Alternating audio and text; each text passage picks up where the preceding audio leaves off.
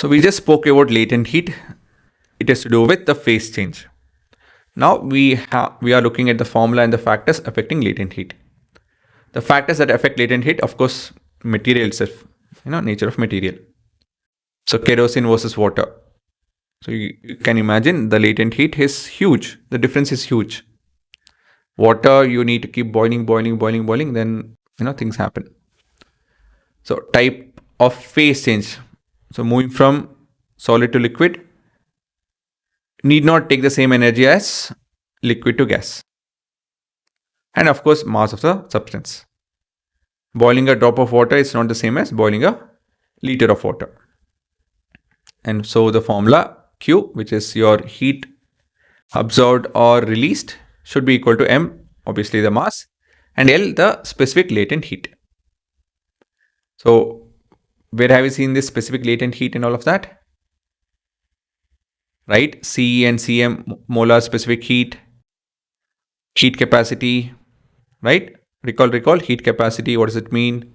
Specific heat capacity, what does it mean? And molar heat capacity, what does it mean?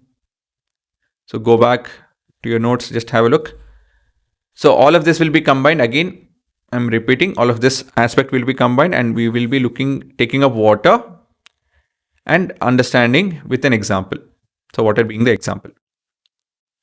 So that's your formula, simple and straightforward. And types of latent heat. So obviously when I'm telling that each phase can have different latent heat for the same material. And so we have types of latent heat. So latent heat of fusion, latent heat of vaporization. So latent heat of fusion can be used when we're talking about solid to liquid or liquid to solid. So that's why we have double arrow. Latent heat of vaporization is to liquid to gas and gas to liquid.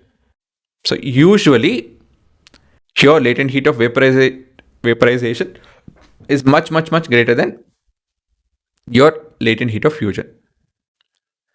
Right? Melting an ice is quite simple. But boiling it takes a lot of time. That very experience can reflect this. So typically 5 to 10 times and all of that. Difference from heat capacity. So again, we just spoke about heat capacity. Heat capacity, specific heat capacity, and molar specific heat capacity. Energy required to raise the temperature, while latent heat is to do with energy required to change phase. Okay guys, so that is your end of latent heat introduction.